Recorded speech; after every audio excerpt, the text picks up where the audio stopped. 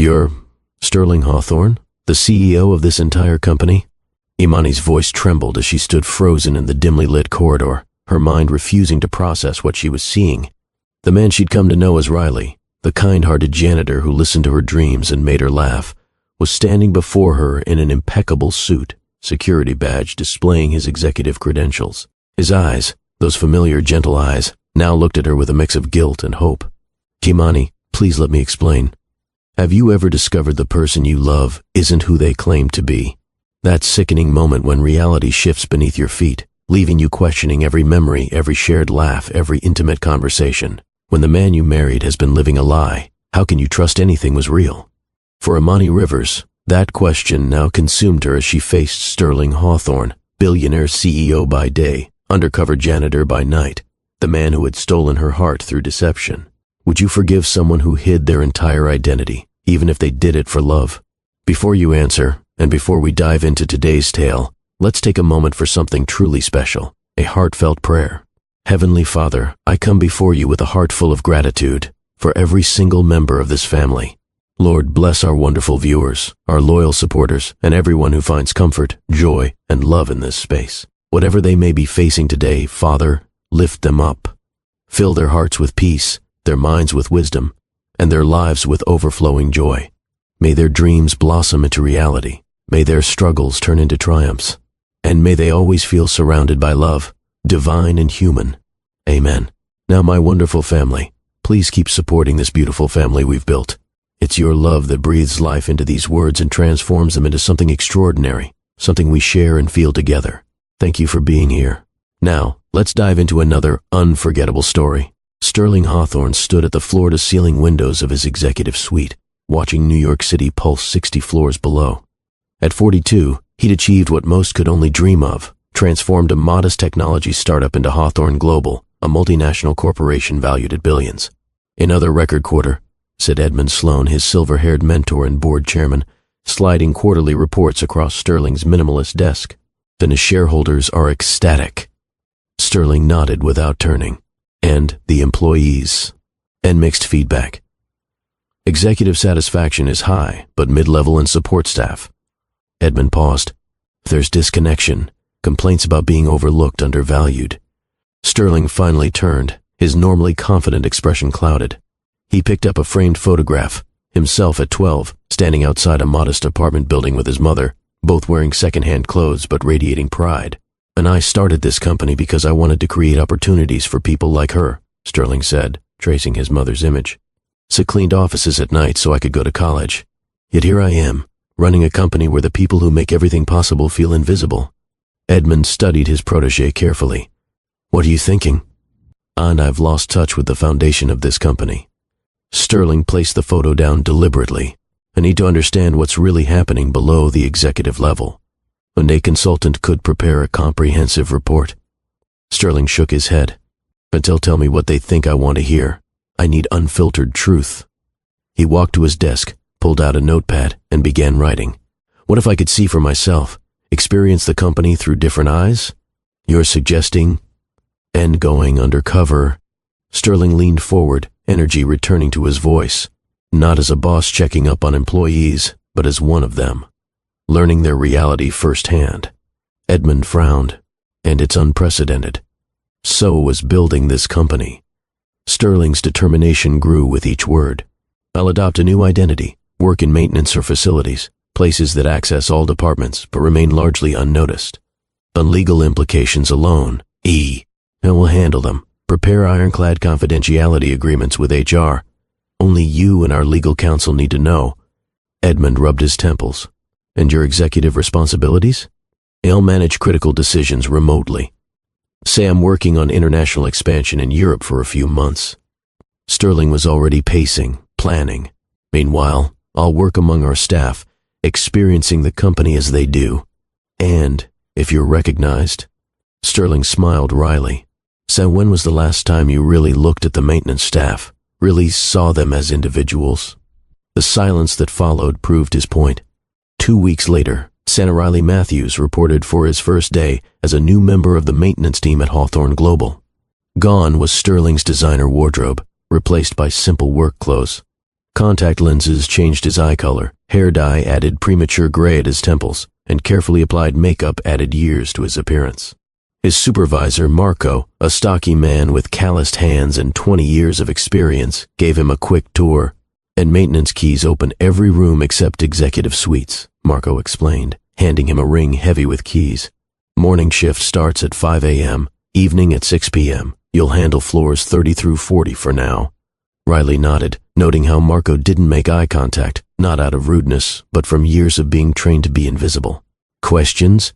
Marco asked. How long have you worked here? Riley asked. Marco seemed surprised by the personal question. 22 years. Started when the company had just 3 floors in this building. As you've seen it grow then. Sure have. A hint of pride crossed Marco's features. Cleaned the original office where Mr. Hawthorne started everything. The pride faded. Not that anyone remembers that now. Riley absorbed this, feeling the first uncomfortable pinch of perspective. Unsure Mr. Hawthorne would appreciate knowing that. Marco laughed. And men like him don't notice men like us. The words stung more than Sterling had anticipated. By his 3rd day, Riley had established a routine. He changed trash liners, vacuumed carpets, and cleaned restrooms, physical labor that left his unaccustomed muscles aching. But the invisibility was what truly exhausted him. Executives he'd personally hired walked past without a glance. Conversations halted when he entered rooms. Once, he stood washing windows while 2 directors discussed his actual persona. Hawthorne's European project must be failing, one said. Why else would he extend his trip? The board should consider leadership changes, replied the other. And the company needs someone who's present. Riley scrubbed harder, fighting the urge to defend himself. On day 5, he encountered her. Imani Rivers arrived at 7:30 a.m. each morning, always carrying an extra coffee that she handed to security guard who manned the employee entrance. Riley noticed her immediately, not just her beauty though she was striking, but her presence. Unlike others who breezed past service staff, she made eye contact, offered genuine good mornings, remembered names. As executive secretary to the COO, Imani moved efficiently through her responsibilities while maintaining a warmth that seemed increasingly rare in the corporate environment. Riley watched her navigate microaggressions with grace that seemed both practiced and painful. And Ms. Rivers, a vice president, called out, snapping his fingers as he passed her desk. The coffee, 2 sugars. I'm preparing the quarterly presentation binders, Mr. Keller, she replied evenly. But the break room is just down the hall. The vice president stopped, clearly unused to being redirected. Excuse me? The quarterly presentation you need in 20 minutes? She gestured to the stacks of materials on her desk. Unless the coffee is more urgent? Her polite firmness caused the vice president to reassess. I'll get it myself. Riley, mopping nearby, hid his smile. Later that day, Riley was cleaning glass doors near Imani's workstation when her phone rang. "In Mr. Vance's office," she answered professionally. Her expression shifted as she listened. "Yes, sir. I understand the report deadline moved up. I'll stay late to complete it." After hanging up, she whispered to herself, "There goes Zach's basketball game. Again. Everything okay?" Riley asked before he could stop himself. Imani looked up, seemingly surprised anyone had noticed her distress. "Unjust schedule changes. Part of the job. Your son plays basketball?" Her eyebrows raised slightly. "Yes. Zach. He's 12. She studied him. And you're new here." Friley Matthews. Started Monday. Imani Rivers. She offered a genuine smile that transformed her face. Before they could continue, her phone rang again. If you've ever had to choose between career responsibilities and family obligations, you understand Imani's daily struggle. Comment below with your experiences balancing work and family. I read every comment and would love to hear your perspective. Over the next week, Riley found reasons to work near Imani's station. He learned she was raising her son alone after her husband died in military service 3 years earlier. Despite her obvious intelligence and education, an MBA from Howard University, she remained in an assistant role while watching less qualified colleagues advance. Why stay? Riley asked one evening as he emptied her trash, finding her still working at 8 p.m. "Security," she said simply. "Benefits are good. The schedule mostly lets me be there for Zach. But you could do more," he pressed gently. Something flashed in her eyes, determination, frustration, or both. And of course I could. But proving that means taking risks I can't afford right now. Riley nodded, understanding more than she realized. Their conversations continued, growing deeper. Riley shared fabricated stories about his life that contained emotional truths about Sterling's actual background. Imani gradually revealed more about her dreams, starting her own consulting firm, creating opportunities for other overlooked professionals, giving Zach a foundation to build his future. One rainy afternoon, Riley helped Imani carry boxes to the archive room. When the elevator stopped unexpectedly, trapping them between floors, their conversation turned personal. "What did you want to be when you grew up?" she asked, sitting cross-legged on the elevator floor after they'd pressed the emergency button.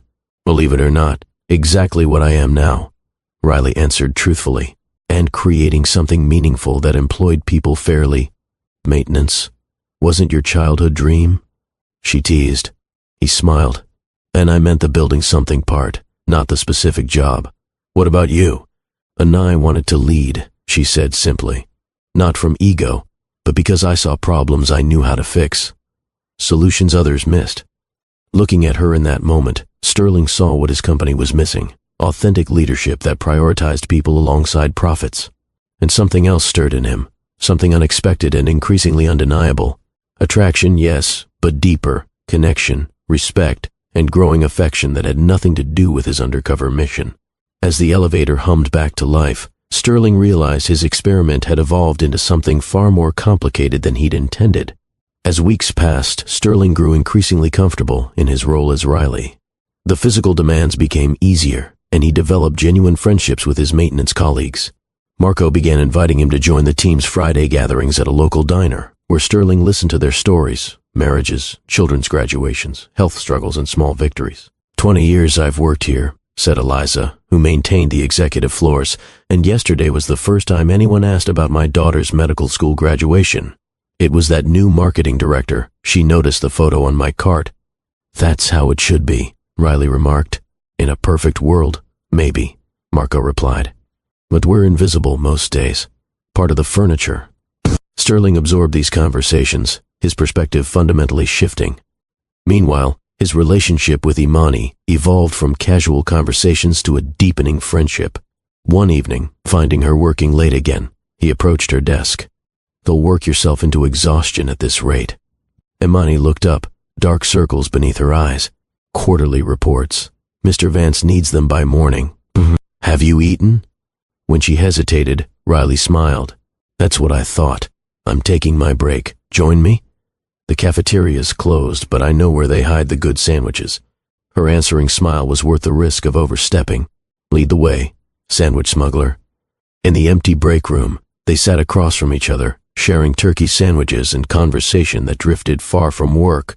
Zach's science project won first place, Imani mentioned proudly, and built a working model showing how solar energy could power our apartment building. "Sounds remarkable," Riley said. "Like his mother. He's everything to me." Her expression softened, and after James died, I promised myself Zach would have every opportunity, even if it meant putting my own dreams on hold. "What dreams?" Riley asked quietly. She hesitated, then answered with growing animation.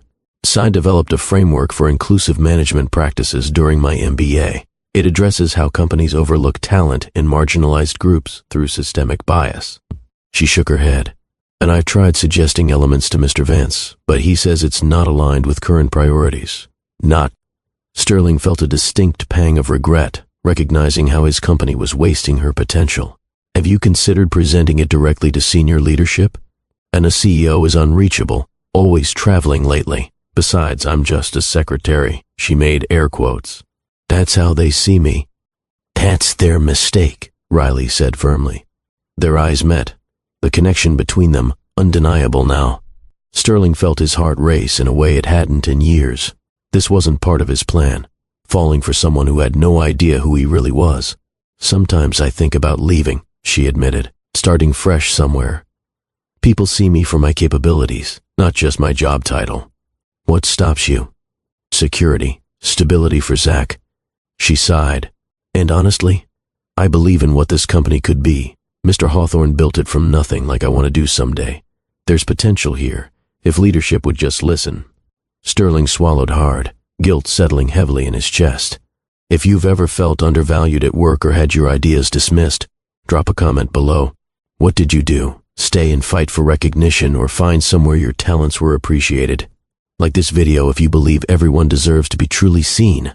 The following week, Sterling deliberately created a situation to test Imani's character beyond their personal connection. As Riley, he left an envelope containing $500 cash on the floor near her desk, marked uncharitable donation collection. From around the corner he watched as she discovered it. She immediately looked around, then opened it to check the contents. Her eyes widened at the cash. Without hesitation, she walked it directly to the security desk.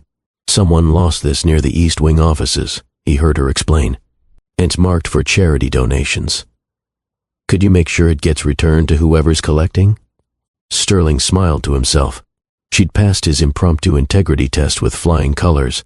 Later that day, he created another opportunity, leaving a confidential report marked "Unexecutive Eyes Only," partially visible on a conference room table as he cleaned. When Imani entered to prepare for a meeting, she noticed the document, promptly closed it without reading its contents, and called security to retrieve it. These small tests confirmed what Sterling already sensed. Imani possessed the integrity and discretion he valued in his organization. What he hadn't anticipated was how these observations would affect him personally. Each interaction deepened his admiration and attraction. Each conversation revealed her intelligence, compassion, and quiet strength. Yet each day also increased his guilt about his deception. Their relationship shifted one rainy Tuesday evening.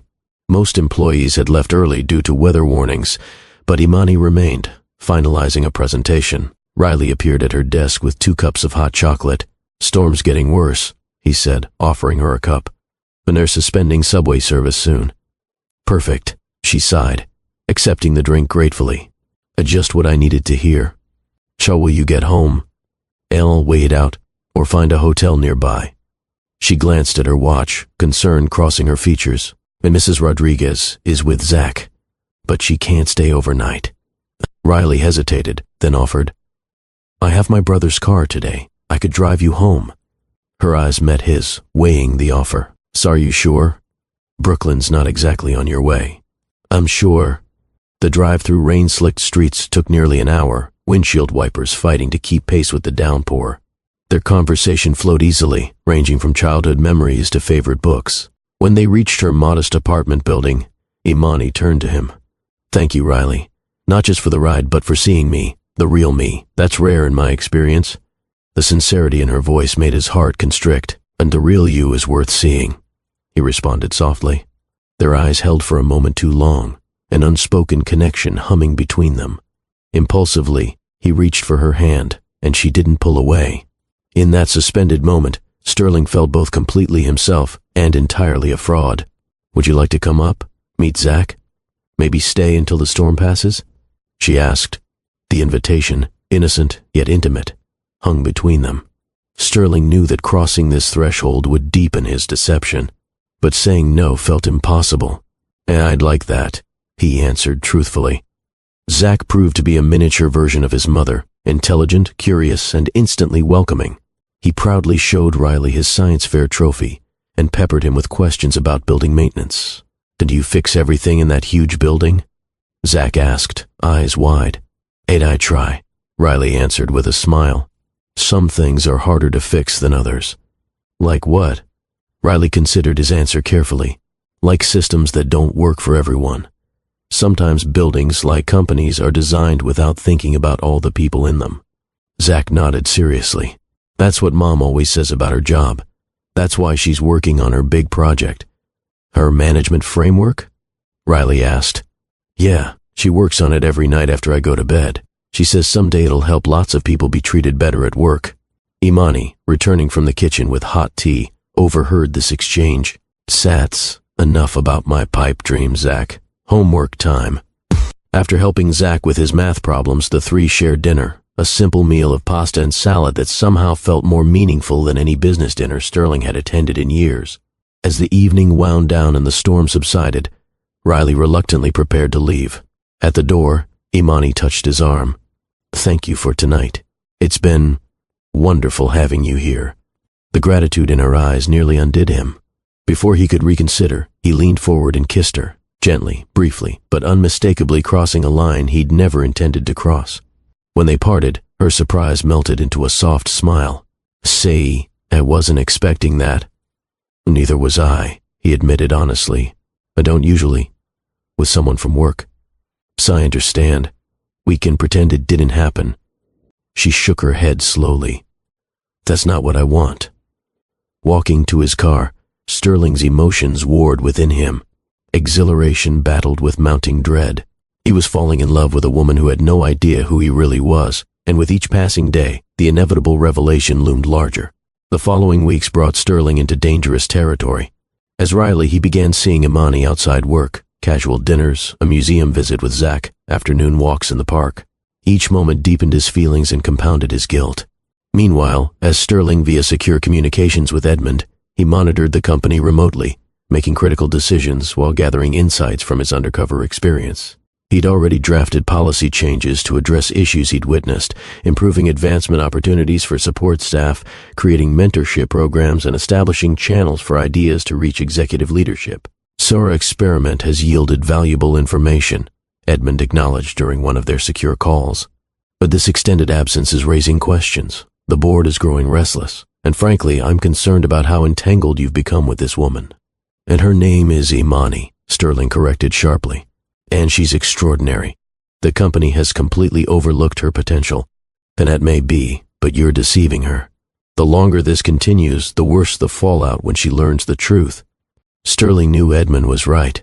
What had begun as a well-intentioned experiment had evolved into something far more complex. He was now caught between worlds, the privileged CEO and the maintenance worker, the man with power and the man building genuine connections. The decision point came unexpectedly. Hawthorne Global's annual Employee Appreciation Gala was approaching, an event where Sterling traditionally gave the keynote address. Edmund had prepared a cover story about Sterling participating remotely, but the board had insisted on his physical presence. "I need to end this charade," Edmund urged. "Return as yourself and implement the changes you've identified." "And Imani?" Sterling asked quietly. "Then you'll have to tell her the truth and face the consequences." After ending the call, Sterling sat alone in his modest temporary apartment, surrounded by evidence of his dual life, Riley's maintenance uniforms hanging. Beside the one designer suit he'd kept, photos of Imani and Zach on his phone, notes for company-wide reforms on his laptop. He knew what he had to do. At the gala, worlds would collide, and nothing would ever be the same again. The evening of Hawthorne Global's annual gala arrived with a flurry of activity. The grand ballroom at the Riverside Hotel had been transformed with elegant blue and silver decor, reflecting the company's colors. Executives arrived in designer formal wear, while support staff who received coveted invitations wore their carefully saved special occasion attire. Sterling stood in his hotel suite, adjusting his bow tie in the mirror. Gone were Riley's weathered work clothes and artificially aged appearance. His hair had been restored to its natural color, contact lenses removed, and expensive tailoring replaced the slouched posture he'd adopted for weeks. A knock at the door announced Edmund's arrival. "The board members are gathered downstairs," Edmund reported. "Everyone's asking about you. The official story is that you flew in this morning specifically for the gala." Sterling nodded, his expression grim. "Send the speech." The door notes on company reforms are incorporated. It's bold, Sterling. Addressing bias in promotion practices, creating innovation channels for all levels, restructuring compensation. Edmund paused. "And board won't be pleased with changes of this magnitude without preparation." "Sail adapt," Sterling replied firmly. "Tonight changes everything." Edmund studied him carefully. "Have you decided how to handle the personal situation?" Sterling's jaw tightened. "And I've invited Imani and Zach as my special guests, only she doesn't know they're my guests. She believes a senior executive recommended her for recognition." "And when she sees you?" "And I'll find her before the speech. Explain everything privately." Edmund sighed. "Good luck. You'll need it." Imani stood before her bedroom mirror, hardly recognizing herself in the midnight blue gown she'd splurged on for the occasion. When the invitation had arrived, a special recognition for exceptional contributions often overlooked, she'd been stunned. "Mom, you look like a princess," Zach exclaimed, bouncing on her bed in his first suit, a rental they'd picked up yesterday. "And you look like a very handsome prince," she smiled, adjusting his clip-on tie. Her phone chimed with a text from Riley. "Well, good luck tonight. You deserve every recognition. Wish I could be there." Her heart fluttered reading his message. Their relationship had developed rapidly over the past weeks, perhaps too rapidly, a cautious voice in her mind suggested. But something about Riley felt genuine in a way her previous relationships hadn't. He saw her, truly saw her, beyond her job title or circumstances. She typed back, "Thank you. We'll tell you everything tomorrow. Zach says hi." Putting her phone away, she couldn't help wishing Riley could attend. The maintenance staff wasn't invited to these functions, another division she hoped might someday change. She made a mental note to mention this if she got the opportunity to speak with any executives tonight. The doorbell rang, announcing the car service that had been arranged for her, another unexpected luxury. As they rode toward Manhattan, Zach pressed his face against the window, marveling at the city lights. "Will Mr. Hawthorne be there?" he asked suddenly. "When a CEO? Probably not, honey. He's been in Europe for months. But it's his company. Wouldn't he come back for the big party?" "Sometimes important people are too busy for parties," she explained, though she'd wondered the same thing. Sterling Hawthorne's extended absence had been the subject of much speculation at work. "Riley says important people should make time for things that matter," Zach replied with childlike certainty. Imani smiled, thinking how much she'd come to value Riley's perspective. That Riley is very wise. The ballroom buzzed with conversation when Imani and Zach arrived. Executives who normally breezed past her desk now greeted her with surprised recognition. She guided Zach toward their assigned table near the stage, a placement that suggested the recognition might be more significant than she'd anticipated. "Ms. Rivers," a familiar voice called. She turned to find Mr. Vance, the COO and her direct superior, approaching with a champagne flute in hand. "Sir, good evening," she replied. "This is my son, Zachary." Vance nodded absently at Zach. "Quite the placement they've given you tonight. Front and center. Do you know what this recognition involves?" she asked. "And no idea." The seating chart came directly from the chairman's office. He lowered his voice. "One word is, Hawthorne himself is making an appearance tonight after his mysterious European venture." Before she could respond, the lights dimmed slightly. Edmund Sloan, the silver-haired chairman, approached the podium. "Ladies and gentlemen, welcome to Hawthorne Global's annual appreciation gala. Tonight is special as we not only celebrate our record-breaking year but also welcome back our visionary CEO from his extended European project." Murmurs rippled through the crowd. Imani found herself curious about this elusive CEO whose decisions affected her daily life, yet whom she'd never met in her 4 years with the company. "Before Mr. Hawthorne addresses you," Edmund continued, "please enjoy dinner. The formal program will begin in 1 hour." As servers delivered elegantly plated meals, Imani helped Zach navigate the multiple forks and glasses. She noticed a staff member approaching with a note. "Ms. Rivers, Mr. Hawthorne requests a brief private meeting before the program. If you'll follow me." Surprised, she glanced at Zach. "I'll keep an eye on your son," offered the kind-faced woman at their table, who'd introduced herself as Edmund's wife. "So be right back, Zach. Best behavior, okay?" He nodded solemnly, already distracted by the elaborate dessert being placed before him. Imani followed the staff member through the crowded ballroom, her mind racing. Why would the CEO want to meet her? Perhaps her management framework ideas had somehow reached him after all. She straightened her shoulders, mentally rehearsing how she would present her concepts if given the opportunity. The staff member led her to a small conference room adjacent to the ballroom, opened the door, and stepped aside. "He'll be with you momentarily." Alone in the elegantly appointed room, Imani paced nervously, her gown swishing softly against the carpet. The door opened behind her, and she turned with a professional smile, prepared to finally meet the legendary Sterling Hawthorne. The smile froze on her face. Standing before her was Riley.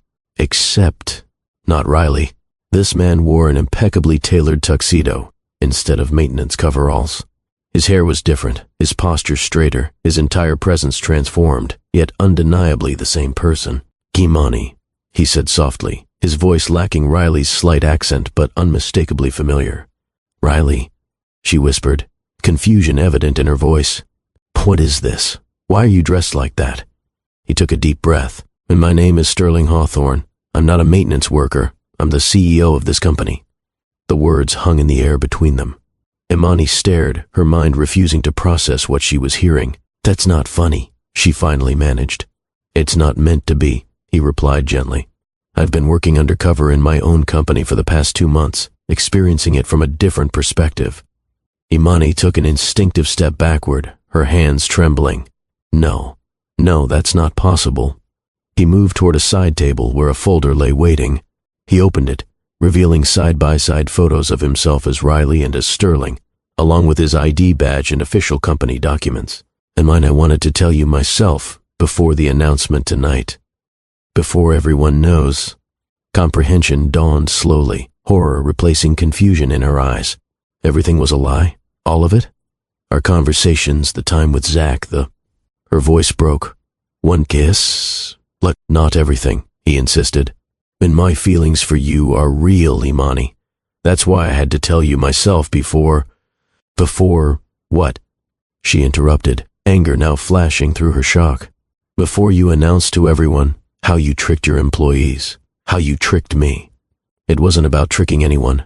I needed to understand the company from the inside, without the filter that comes with my position."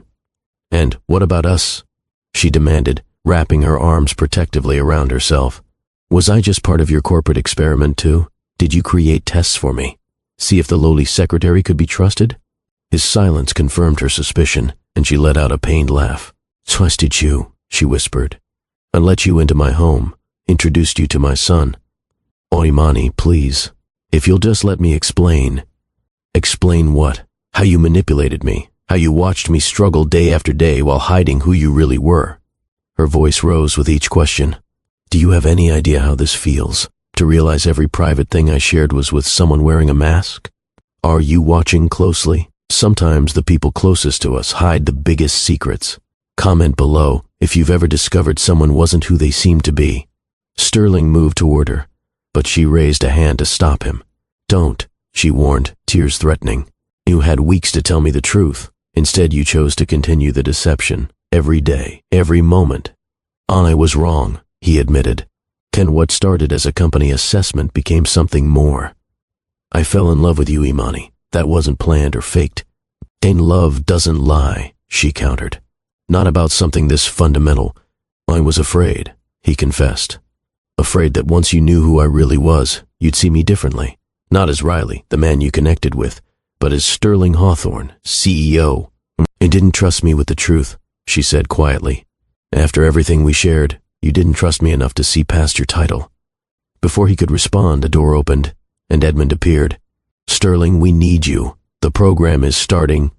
Imani quickly wiped her tears, squaring her shoulders. "If you'll excuse me, Mr. Hawthorne, I need to return to my son." "Imani, please." "Then congratulations on your successful experiment," she said coldly. "I'm sure it will make for an impressive corporate presentation." She walked past him, head high despite the tears now flowing freely. Sterling watched her go, the full weight of his mistake crushing down on him.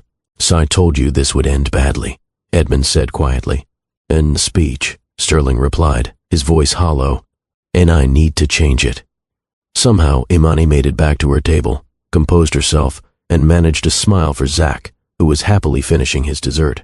Inside, her mind and heart were in turmoil. Every memory with Riley, now Sterling, replayed with painful clarity, each moment recontextualized by deception. The lights dimmed again, and Edmund Sloan returned to the podium. "Ladies and gentlemen, please welcome back our founder and CEO, Sterling Hawthorne." The applause was thunderous as Sterling walked onto the stage. Imani felt Zach stiffen beside her. "Bomb!" he whispered urgently. "That's Riley." "I know, sweetheart," she answered softly. "I'll explain later." On stage, Sterling approached the microphone, his eyes finding hers in the audience before addressing the crowd. "Thank you for that welcome. Before I begin my formal remarks, I want to share something personal with all of you." He paused, setting aside his prepared notes. "For the past 2 months, I haven't been in Europe as you were told. I've been right here, working among you as a member of the maintenance staff." Gasps and murmurs erupted throughout the ballroom. Imani felt countless eyes turning toward her, speculation already beginning. Did this because I recognized a growing disconnect between leadership and employees. I wanted to experience our company as most of you do, without the privileges and filters of executive status. Sterling's gaze remained fixed on Imani as he continued. What I discovered changed me profoundly, both as a leader and as a person. He described the systemic issues he'd witnessed, the overlooked talent, the communication barriers, the inequitable advancement opportunities. He outlined bold reforms that would address these problems, promising transparency and accountability moving forward. But my most important lesson, he said, his voice growing softer, and this was personal. I learned that authenticity and honesty are non-negotiable in business and in life. I failed that standard with someone who deserved much better from me. Imani felt her cheeks burning as more curious glances turned her way. Tonight was meant to be a triumphant return, announcing positive changes for our company. Instead, I stand before you humbled by my own failings. I hurt someone I cared deeply about through deception, however well-intentioned it began. Sterling stepped away from the podium, moving to the edge of the stage. And I don't expect forgiveness, but I am committed to making amends to our company and to those I've personally wronged, through actions, not just words.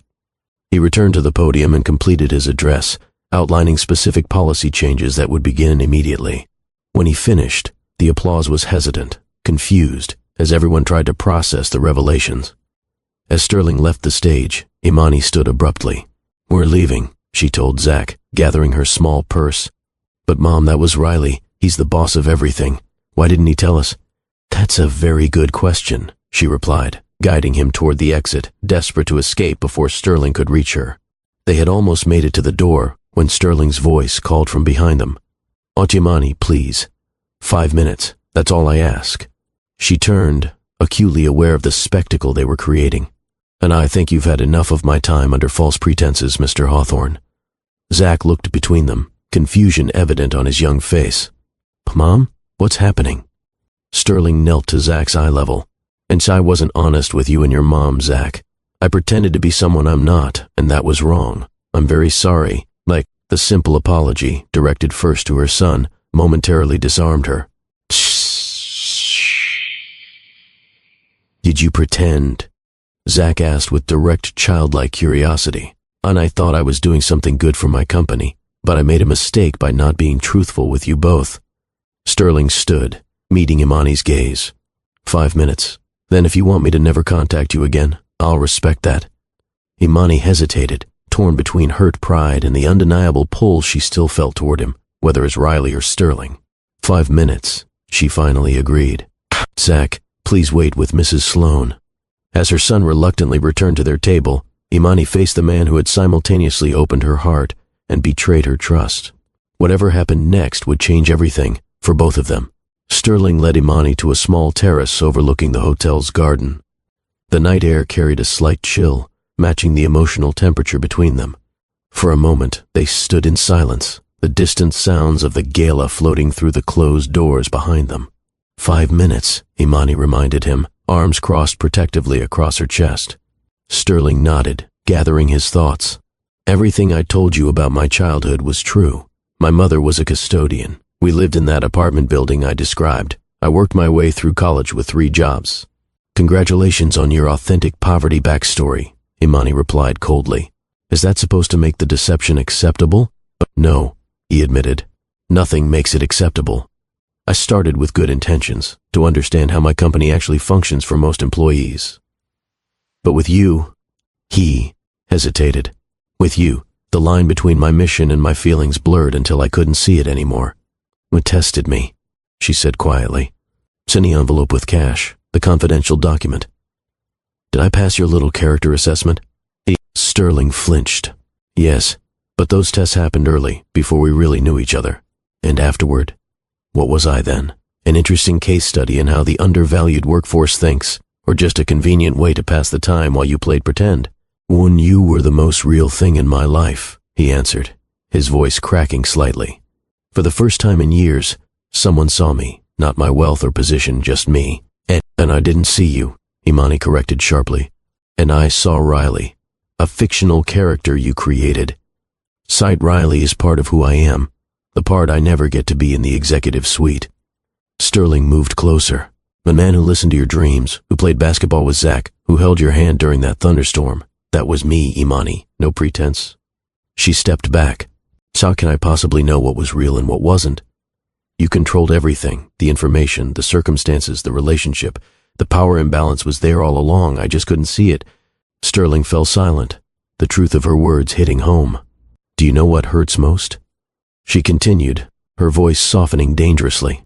And I trusted you with things I've never told anyone. My fears about failing Zach, my insecurities at work, my dreams for the future. You had all of me, authentic and exposed, while giving me a carefully crafted fiction. Ask me anything, Sterling said suddenly. Anything at all. No more lies. Imani studied him, weighing his offer. Why me? Out of everyone in the company, why did you focus on me? I didn't initially. You were the one who saw me, who treated Riley like a person with value. You remembered my name on the second day. You thanked me when I cleaned your area. Small things that shouldn't be exceptional but were. She absorbed this, then asked, when did it cross from professional observation to personal interest? The day you stood up to Keller about getting his own coffee. Your dignity, your quiet strength, it captivated me. By the time we were trapped in that elevator, I was already falling for you. Imani's eyes glistened with unshed tears. Stand now? What happens now that your experiment is over and you return to your executive life? It depends on you, Sterling said quietly.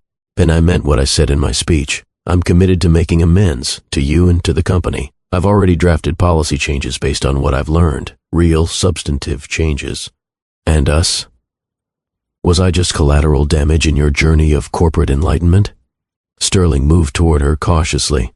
Oh, Imani, I love you. The circumstances were wrong, the deception inexcusable, but my feelings are genuine. I would give anything to earn back your trust. She shook her head slowly. Trust isn't something you can buy or earn quickly, Sterling. It requires time, consistency, and truth. 3 things our relationship has lacked. What can I do? He asked simply. Nothing. At least not now. She brushed away a tear. I need time, space, perspective. Zach is confused and hurt too. He thought you were his friend. Sterling nodded, the pain evident in his expression. And I understand. Do you? Really? Imani challenged. Because from where I stand, you're a man who's accustomed to getting what he wants. Your position, your wealth, your privilege, they've insulated you from consequences. This might be the first time you can't fix something with power or money. The 5 minutes had passed, but neither moved to leave. Finally, Imani straightened her shoulders, and I should return to Zach. Of course. Sterling stepped aside. For what it's worth, Imani, meeting you, the real you, changed everything for me. Whatever happens between us, I promise the changes at Hawthorne Global will honor what I've learned. She paused at the door. And goodbye, Mr. Hawthorne. As she walked away, Sterling remained on the terrace, the night air suddenly much colder than before. Have you ever had to rebuild trust after it was broken? Hit that like button and share your experience in the comments. How long did it take, and was the relationship ever the same afterward?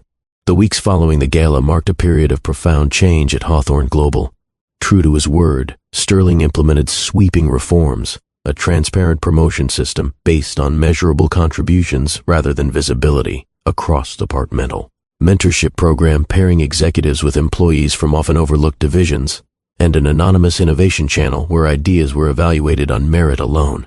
Most significantly, he created a new executive position, Director of Inclusive Development, specifically designed to identify and nurture talent from all levels of the organization. The position remained conspicuously unfilled. Sterling himself transformed his leadership style. He began regular and walkthroughs of all departments, learning names and roles of employees at every level. He instituted monthly lunches with randomly selected staff from different divisions.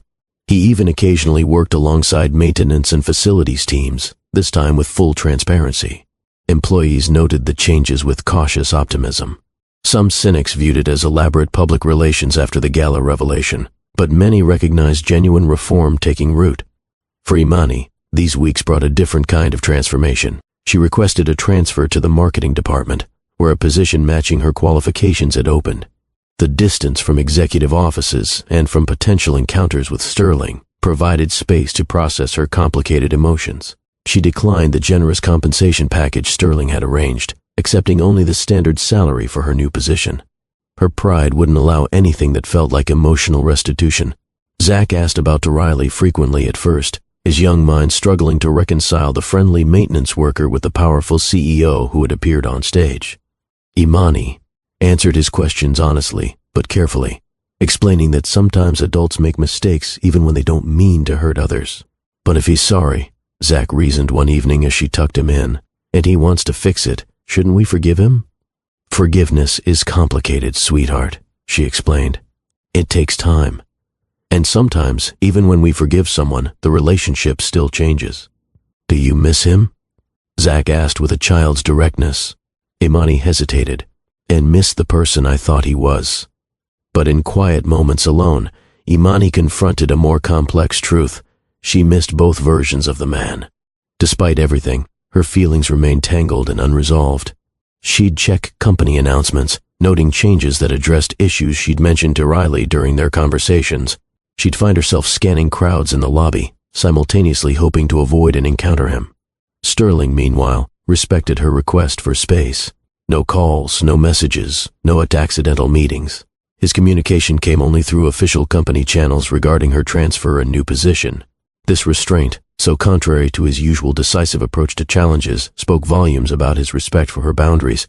Edmund Sloan, observing his protégé's transformation, remarked during a board meeting, "I've known Sterling Hawthorne for 20 years, but I believe we're finally seeing the leader he was meant to become." 3 months after the gala, Imani stayed late finalizing a marketing campaign. Walking toward the elevator, she passed the executive conference room and noticed the light still on. Through the partially open door, she glimpsed Sterling surrounded by stacks of employee suggestion forms, methodically reading each one and making notes. His jacket was discarded, sleeves rolled up, tie loosened, looking less like a billionaire CEO and more like a man genuinely invested in understanding his workforce. She moved to continue past, but something made her pause.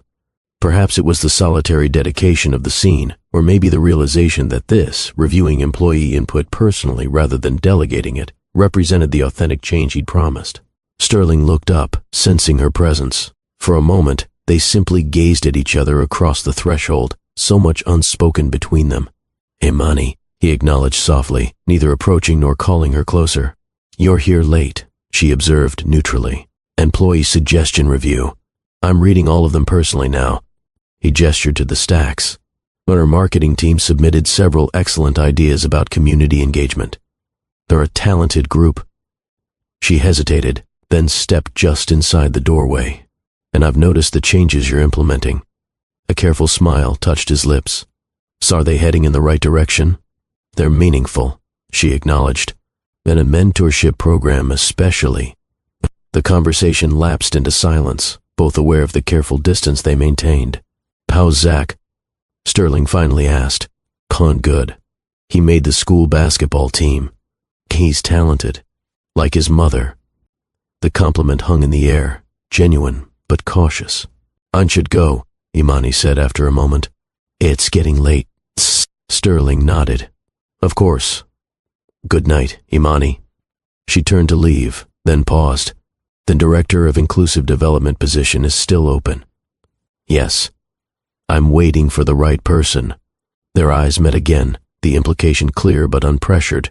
"Good night, Sterling," she said, using his real name for the first time since the gala. As the elevator descended, Imani released a breath she hadn't realized she was holding. The brief exchange had shifted something inside her, not forgiveness exactly, but perhaps the beginning of understanding. 2 weeks later, an unexpected development changed everything. Imani received a promotion opportunity with another company, a director-level position with substantial responsibility and compensation. The offer seemed too perfectly aligned with her qualifications to be coincidence. "Did you arrange this?"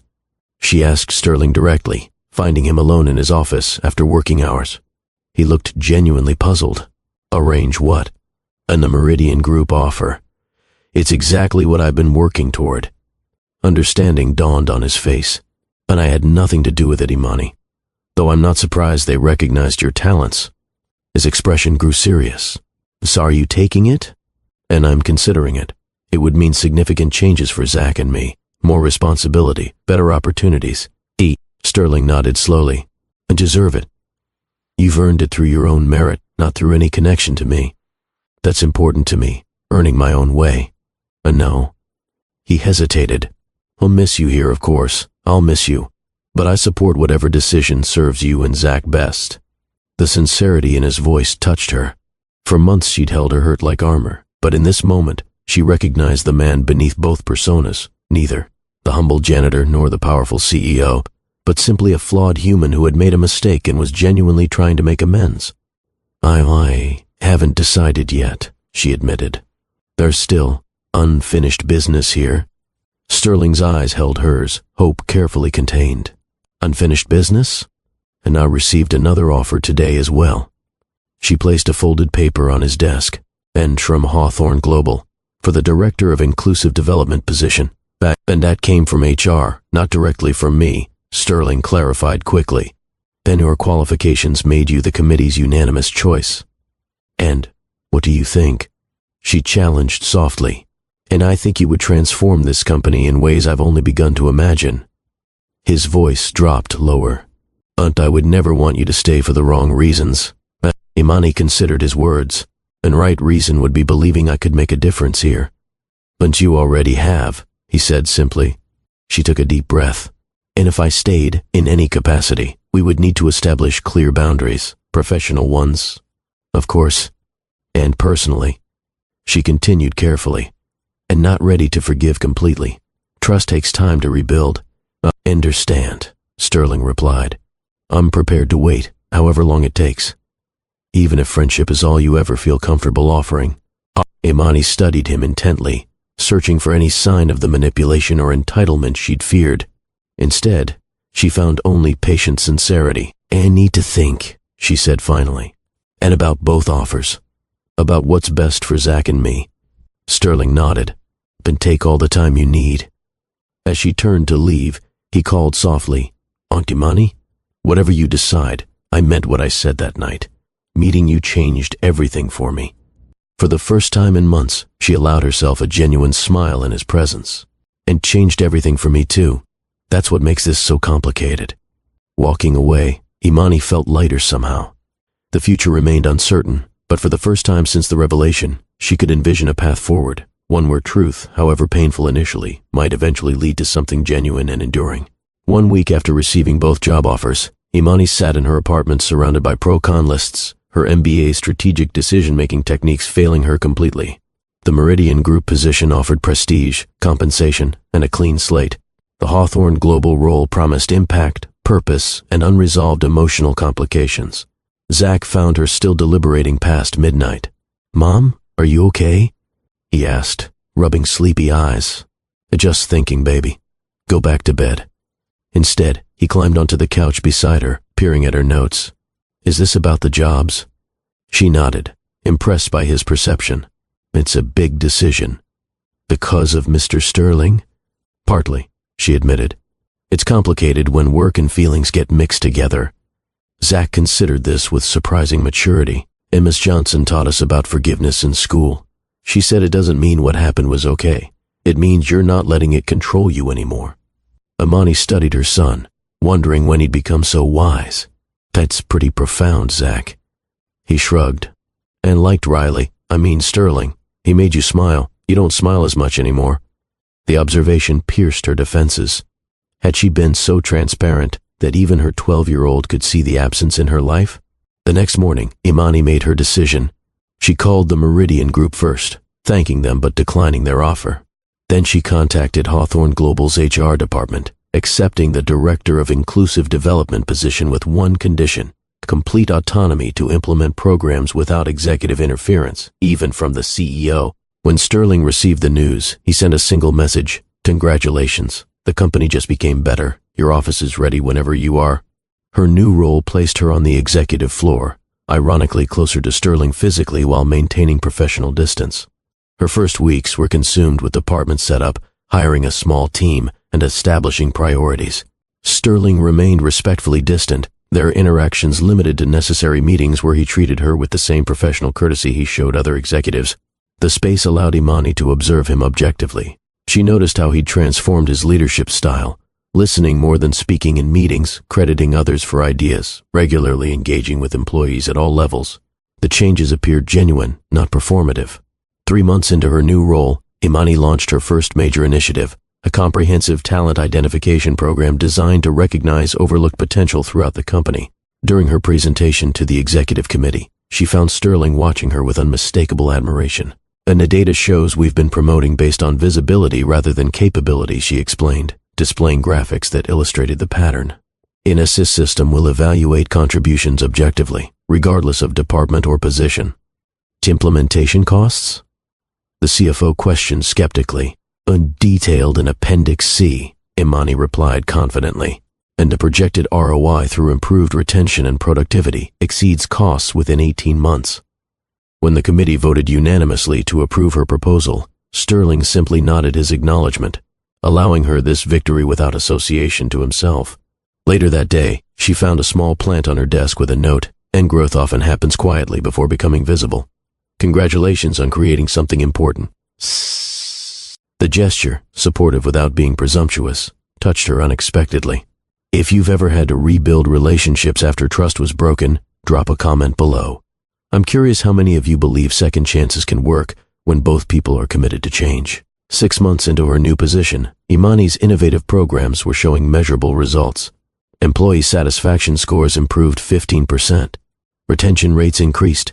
Previously overlooked departments contributed valuable innovations. One evening, working late, Imani was surprised when Sterling appeared in her doorway, his tie loosened, looking as tired as she felt. "An Nakamura contract went through," he announced. "Largely thanks to your team's cultural integration recommendations." "That's wonderful news," she replied, genuinely pleased. The Japanese partnership represented significant opportunity, and her representatives specifically mentioned feeling understood in ways they hadn't with other American companies. Sterling hesitated. Our insight made the difference. The praise was professional, yet personal, acknowledging her contribution without overstepping. Something in his restraint over these months had gradually softened her defenses. "Would you like to get coffee and discuss next steps?" She found herself asking. The cafe downstairs should still be open. His surprise was evident, quickly followed by careful neutrality. "I'd like that, if you're sure." The cafe offered neutral territory, public enough for comfort, private enough for conversation. As they settled with their drinks, Sterling maintained professional distance. "The Nakamura team requested your involvement moving forward," he explained, "and they were impressed by your framework, and I'm happy to participate." She studied him over her cup. "And you've changed how you approach these partnerships." "And I've been learning," he acknowledged, "and your perspective helped me recognize my blind spots." The conversation gradually shifted from business to more personal territory. Updates about Zach, Sterling's mentorship of young entrepreneurs from underserved communities, books they'd both recently read. "I want you to know," Sterling said as they prepared to leave, "and I've respected your boundaries, but I've missed our conversations." "And I've missed them too," she admitted quietly. "Not just with Riley, but with you. The real you I've come to know these past months." His eyes brightened with cautious hope. "Perhaps we could do this again sometime? Just coffee, just talking." "I'd like that," she replied, surprising herself with her sincerity. This coffee meeting became a weekly occurrence, neutral territory where they gradually rebuilt connection without expectations. Sometimes they discussed work, sometimes life. Laughter returned, and with it, a tentative trust. 3 weeks after their coffee ritual began, Imani invited Sterling to Zach's basketball championship game. The invitation, simple but significant, represented a careful opening of her personal world. Sterling arrived early, sitting unobtrusively in the stands until Imani waved him over. "Thank you for including me," he said sincerely.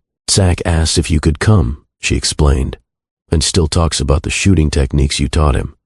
When Zach spotted Sterling, his face lit up with a grin and an enthusiastic wave that spoke volumes.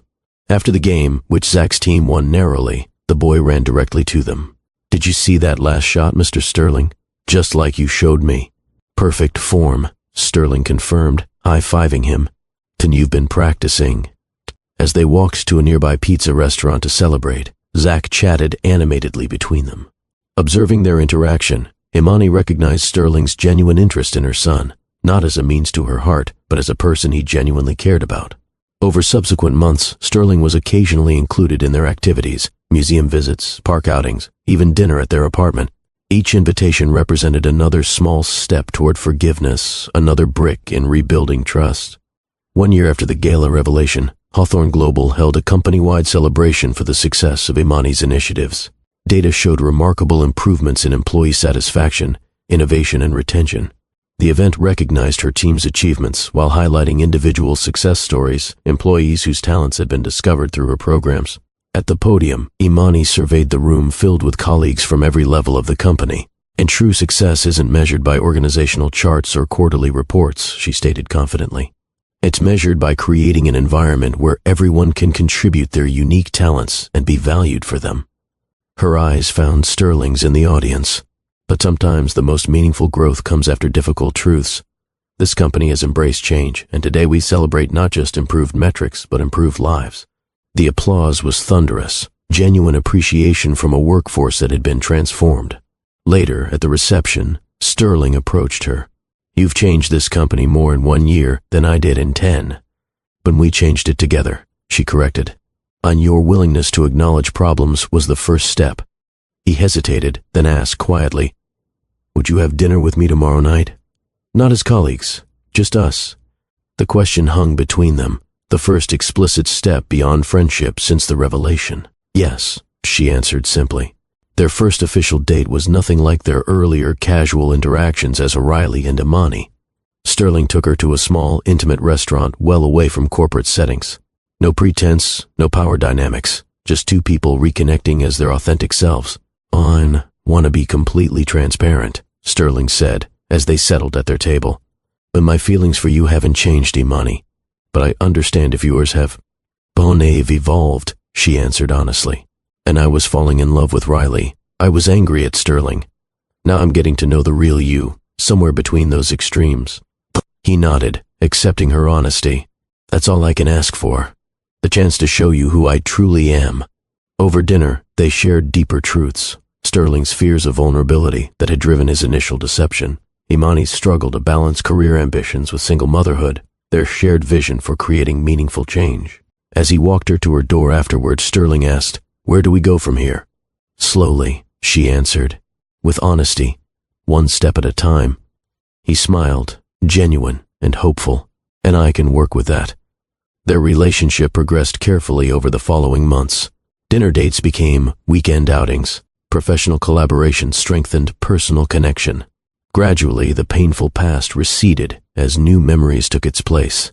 6 months into their relationship, during a weekend hiking trip with Zach, Sterling stopped at a scenic overlook and turned to Imani. "I've been thinking about legacy," he said unexpectedly. "Not company legacy, but personal." "What kind of legacy?" she asked. "And a kind that matters when everything else falls away. Not buildings or bank accounts, but impact on people's lives." He took her hand. "So you changed my perspective completely, Imani. You showed me what truly matters." "When we changed each other," she corrected gently. "I love you," he said simply. "Both of you," he added, including Zach with his glance. "Said I don't want to rush you, but I want you to know where I stand. I'm in this completely." Imani studied him, the man who had deceived her but then worked tirelessly to earn back her trust through consistent action rather than empty promises. "And love you too," she admitted. "It's been a complicated journey to get here, but I do." Zach, pretending not to eavesdrop from a few feet away, pumped his fist in celebration. Their engagement came 3 months later, a private moment at home rather than a grand gesture. Sterling had been helping Zach with homework when he suddenly looked up at Imani watching them. "Marry me," he said simply. "Be my family." "Yes," she answered, equally direct. The wedding was intimate. Close friends, family, and the maintenance staff Sterling had worked alongside during his undercover days, now promoted to management positions through Imani's programs. At the reception, Edmund Sloan raised his glass. To Sterling and Imani, who proved that authentic connection can overcome any obstacle when built on truth, respect, and genuine love. 6 months after their wedding, Imani discovered she was pregnant. When the ultrasound revealed twins, Sterling's expression of absolute wonder became her favorite memory. Pure joy unmarred by pretense or expectation. "2 babies," he whispered, gripping her hand tightly. "And our family is doubling all at once." Imani laughed, equal parts elated and terrified. "Are you ready for this?" "With you?" "I'm ready for anything." The pregnancy announcement at Hawthorne Global prompted genuine celebration throughout the company. The cultural transformation Imani and Sterling had championed made the organization feel like an extended family sharing in their joy. The twins, a boy and girl, arrived on a crisp autumn morning. Holding them in the hospital room, surrounded by Zach and Sterling, Imani reflected on the extraordinary journey that had brought them to this moment. From undercover boss to father of three, she teased gently, watching Sterling cradle their daughter with awestruck tenderness. Best promotion I've ever received, he replied, his eyes shining with tears. Though director of inclusive development was a close second. Zach leaned over to examine his new siblings, and they're so small. But they'll grow, Sterling assured him, and you'll be the best big brother they could ask for. Looking at her expanded family, Imani marveled at how completely her life had transformed. The painful revelation at the gala 2 years earlier had seemed like an ending, yet it had ultimately been the beginning of something genuine and profound. What are you thinking? Sterling asked, noticing her contemplative expression. That sometimes the most painful truths lead to the most beautiful outcomes, she answered. If you hadn't gone undercover, if we hadn't faced that difficult revelation and rebuilding, and we might never have found our way here, he completed her thought. As if understanding the significance of the moment, both twins opened their eyes, connecting this new family in a circle of love built on hard-earned trust and authentic connection. Their journey, from deception to forgiveness, from pain to healing, had created something neither could have imagined when Sterling first donned Riley's maintenance uniform. Through honesty, perseverance, and genuine change, they had built not just a family, but a legacy of transformation that would continue through their children and the company they now led together. 5 years after the twins' birth, the Hawthorne family gathered in their backyard for a weekend barbecue. Sterling manned the grill, while Zach, now 17 and taller than his stepfather, entertained 5-year-olds Emma and Ethan with elaborate stories. Imani watched from the patio, her heart full. The journey to this moment had been neither straightforward nor easy, but the family they'd built felt unshakable, forged through difficulty, strengthened by honesty. Penny for your thoughts? Sterling asked, joining her with 2 glasses of lemonade. But just grateful, she replied, accepting a glass. 5 years ago, I couldn't have imagined this. Sterling followed her gaze to where Zach was now teaching the twins how to shoot a basketball into the child-sized hoop. And best decision I ever made, going undercover as a maintenance worker. Even with everything that happened afterward, but especially because of everything that happened afterward. He squeezed her hand, and forced me to become someone worthy of you. Their conversation was interrupted by Emma running toward them, dark curls bouncing. Mommy, Daddy, look what Ethan did. She pointed dramatically to where her brother stood proudly beside a perfectly stacked tower of blocks. Amazing, buddy. Sterling called. He's always building things, Imani observed. Just like his father. Sterling smiled. Better things, I hope, with stronger foundations. The transformation at Hawthorne Global had continued and deepened over the years. The company had become a case study in corporate culture reform, featured in business schools nationwide. What began as Sterling's undercover experiment had evolved into a comprehensive model for workplace equity. Imani's role had expanded considerably. Now Chief Innovation Officer, she led initiatives that cultivated talent from unexpected sources. Her signature program, Hidden Brilliance, identified employees with exceptional potential regardless of background or education. Sterling, meanwhile, had fundamentally reimagined his role as CEO. He rotated through departments quarterly, working alongside teams to maintain connection with all levels of operations. The practice, initially met with skepticism, had become a cornerstone of the company's success. Together, they'd pioneered a radical transparency approach to leadership. Their annual Untrue State of the Company forum invited honest critique from employees, with leadership publicly committing to addressing identified issues.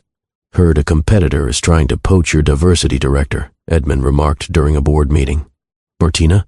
Yes, they've made her quite an offer, Sterling confirmed. Are you concerned? Actually, we encouraged her to consider it. Sterling smiled at the board's surprised expressions. Part of our mission now is developing leaders who carry our values to other organizations. We're not just changing Hawthorne, we're changing business culture. Edmund shook his head in amazement. 5 years ago, you would have countered with whatever it took to keep top talent. 5 years ago, I measured success differently, Sterling replied, glancing at Imani across the boardroom. If you believe workplace culture impacts not just business success but personal fulfillment, hit that like button. Have you experienced transformative leadership that respected your full potential? Share your story in the comments. The twins' 5th birthday brought a milestone decision for the family. After lengthy discussion, Sterling and Imani agreed it was time to share the complete story of how they met. That evening, with the birthday celebration finished and younger children asleep, they sat with Zach in the family room. "Well, we want to tell you something important," Imani began. "I know parts of how Sterling and I met, but not the whole story." "Is this about him pretending to be Riley?" Zach asked. At their surprised expressions, he laughed. "Hey, Mom, I was 12, not clueless. I figured most of it out years ago." "How?" Sterling asked, genuinely curious. Zach shrugged. But little things didn't add up. Riley knew business stuff no janitor would know. He used big words, then caught himself. Plus, I Googled Sterling Hawthorne after the gala and found old interviews where he mentioned growing up in that same neighborhood Riley talked about. Imani exchanged an impressed glance with Sterling. "And you never said anything?" "Sana was mad at first," Zach admitted. "But then I watched how hard he worked to make things right, not just with us, but with everyone." He turned to Sterling. "So you changed. That matters more than the mistake." Sterling's eyes grew suspiciously bright. "When did you get so wise?" "Must be my mom's influence," Zach replied with a grin. "We're telling you now because we want to be completely honest with the twins when they're older," Imani explained. "But no more secrets, no sanitized version of our story." "When they should know," Zach agreed. "It's actually pretty cool. CEO goes undercover, falls for brilliant woman who challenges him to be better, transforms company, creates family." He gestured dramatically. "Sollywood material, right there." They laughed together, the last shadow of old pain dissolving in the warmth of their connection. Later that night, Sterling found Imani on the porch swing, gazing at the stars. Zach's reaction was unexpected, he commented, joining her. "He's always been intuitive," she replied. "But his forgiveness, that comes from watching you demonstrate true change over years, not days." Sterling nodded thoughtfully. And the hardest part was patience. Accepting that trust rebuilds slowly, through consistent action rather than grand gestures. "Most worthwhile things require patience," Imani said, leaning against his shoulder. "And our family, the company's transformation. Real change takes time." 7 years after the twins' birth, Hawthorne Global celebrated its 20th anniversary with an unprecedented announcement. Sterling and Imani would share the CEO position, becoming the first co-CEOs in the company's history. The business world reacted with skepticism. Industry analysts questioned the practicality of divided leadership. Competitors predicted failure. "They're missing the point," Sterling told reporters at the press conference. "This isn't about dividing power, it's about combining complementary strengths. Our different perspectives have always been our greatest asset," Imani added, formally recognizing that in our leadership structure simply makes official what has been working successfully for years. Behind the scenes, the transition had been carefully planned. Sterling would focus on external relationships and strategic direction. Imani would lead internal operations and innovation. Together, they would shape major decisions. The co-CEO model proved remarkably effective. Within 18 months, Hawthorne Global reported record growth while maintaining its position as one of the country's most equitable employers. More meaningful to both Sterling and Imani were the changes in their home life. The shared leadership role allowed more flexible scheduling, ensuring one parent was always present for the children's activities. Emma and Ethan, now 7, thrived with the stability of their parents' combined attention. Zach, having graduated college with honors, had joined a community development organization, inspired by both his mother's resilience and his stepfather's commitment to meaningful change. The family remained their center, their foundation, their greatest accomplishment. On a crisp autumn morning 10 years after the twins' birth, Sterling stood in the Hawthorne Global lobby, studying a newly installed art piece. The large mosaic depicted the company's journey, from its founding to its current status as an industry leader in both innovation and workplace equity. Embedded within the artistic timeline was a subtle reference to his undercover experience, a maintenance cart positioned at a turning point in the company's history. Most visitors would never notice its significance, but for Sterling, it represented the pivotal moment that changed everything. "Admiring the artwork?" Imani asked, joining him. "Admiring the journey," he corrected, taking her hand. Together they walked toward the executive elevator, greeting employees by name as they passed. The culture shift they'd championed had become so ingrained that new hires sometimes couldn't believe stories about the company's former environment. In their shared office, a space designed for collaboration rather than hierarchy, they settled into their morning routine. 10 years of marriage had created comfortable rhythms between them, professional and personal lives blending seamlessly. "It's a Madison merger finalized this morning," Imani mentioned, reviewing reports. "But their employees are understandably nervous about integration." Sterling nodded. "Let's schedule time to meet with their team members personally, all levels. Show them our culture through actions, not just orientation presentations." "Already blocked the calendar," she confirmed with a smile. "So great minds think alike." Their workday proceeded with the balanced efficiency they'd perfected, meetings interspersed with strategic discussions, employee check-ins balanced with market analysis. At noon, they paused for a standing commitment, lunch with recently promoted employees from traditionally overlooked departments. "What made you implement these lunches?" asked Maria, recently promoted from reception to customer experience management. "Personal experience," Sterling answered candidly. "And years ago I learned how little I understood about the day-to-day realities for most employees. These conversations help us stay connected to what matters. And they remind us that leadership isn't about titles," Imani added. "It's about recognizing potential wherever it exists." After lunch, they separated for different meetings, reuniting at day's end for their weekly tradition, walking through the building together, engaging with employees across departments. "Remember when you used to do this undercover?" Imani teased quietly as they moved between floors. "How could I forget?" "Best mistake I ever made." "Mistake?" she questioned with raised eyebrows. That weekend, the family gathered at their vacation home by the lake, a simple retreat where they disconnected from work and reconnected with each other. Zach joined them with his fiancée, Andrea, whom he'd met through his community development work. After dinner, while the twins challenged the adults to a board game marathon, Sterling slipped away briefly, returning with a small wrapped box that he handed to Imani. "What's this for?" she asked, surprised. "Open it and see." Inside lay a simple key on a silver chain.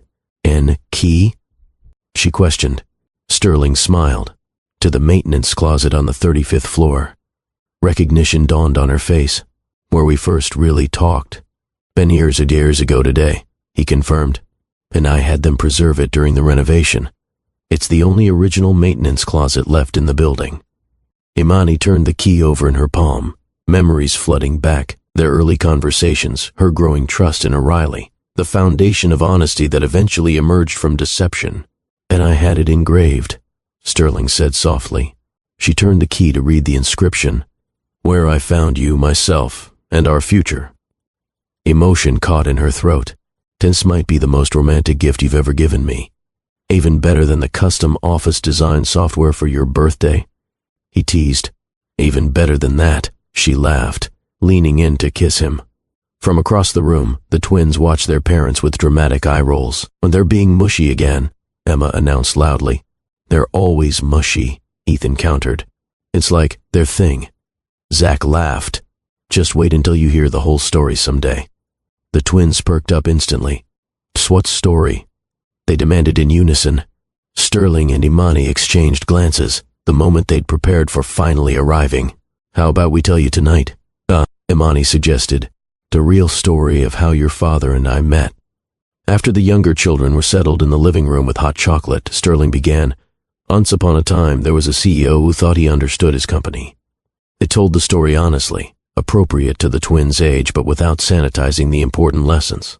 How Sterling had gone undercover, how he had met their mother and failed to be truthful, how that mistake had led to hurt, then healing, then a stronger relationship built on authenticity. The twins listened with rapt attention, occasionally interrupting with questions. "So, you were basically a spy, Dad?" Ethan asked, clearly impressed. "Not exactly," Sterling corrected. "More like someone wearing a disguise to learn the truth." "Were you super mad, Mom?" Emma questioned. "Very mad," Imani confirmed. "And being lied to hurts, especially when you've trusted someone." "But you forgave him," Emma noted. "Eventually." "After he showed me through his actions, not just words, that he was truly sorry and had really changed." When they finished the story, the twins sat quietly, processing. "And I think it's a good story," Ethan finally declared. "Because everybody learned something." "What did they learn?" Zach prompted. Emma answered confidently, "And Dad learned that being honest is more important than being in charge. Mom learned that sometimes people make big mistakes but can still be good. And they both learned that real love means seeing the true person, not just the outside stuff. The adults exchanged impressed glances. "That's exactly right," Sterling confirmed, drawing Emma close. "And that's why we wanted you to know the real story. Because authenticity matters in our family." Later, with the children asleep, Sterling and Imani stood on the deck overlooking the moonlit lake. "Bonet understood the lessons better than I expected," Imani commented. "They're remarkably perceptive," Sterling agreed. "Must be their mother's influence. And their father's willingness to grow," she added, leaning into his embrace. Looking out at the peaceful water, Sterling reflected on the extraordinary journey that had brought them here. From deception to truth, from isolation to connection, from corporate power to meaningful leadership. "If I could go back," he said thoughtfully, "I wouldn't change anything, not even the mistakes. They led us here." "Even the gala revelation?" Imani asked with a raised eyebrow. "Especially that. It was the moment everything artificial fell away, leaving only truth. Painful, but necessary." Imani nodded. Some lessons can only be learned through difficulty.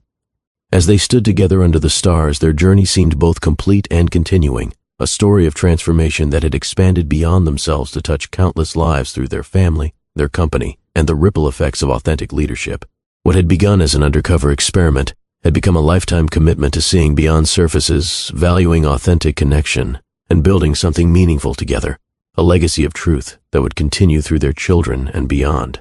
In the quiet of that moment, with the weight of Sterling's arm around her shoulders and the knowledge of their sleeping children nearby, Imani knew with absolute certainty love built on honesty could withstand any challenge.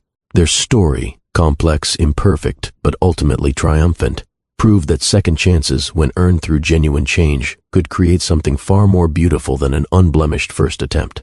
Their legacy wasn't perfection. It was perseverance, growth, and the courage to rebuild from truth, no matter how difficult that truth might be. Stories like Sterling and Imani's remind us that life's most beautiful chapters can begin with our biggest mistakes. At Love and Twilights, we believe every story carries wisdom waiting to be discovered, lessons about forgiveness, growth, and the courage to begin again. These narratives aren't just entertainment, they're mirrors reflecting our own journeys, challenges, and triumphs. When Sterling chose honesty over comfort, and Imani chose understanding over resentment, they showed us what's possible when we embrace our authentic selves. What lessons resonated with you today? Was it the power of second chances? The importance of seeing people beyond their titles? Or perhaps how truth, however painful, creates stronger foundations than comfortable lies? Share your thoughts in the comments. I read every single one. If this story touched your heart, hit that subscribe button and join our community of seekers and dreamers. Ring that notification bell so you never miss our weekly tales of transformation. This is Love and Twilights, where every ending holds the seed of a new beginning. Until next time, remember, your story isn't defined by your mistakes, but by how you write the chapters that follow.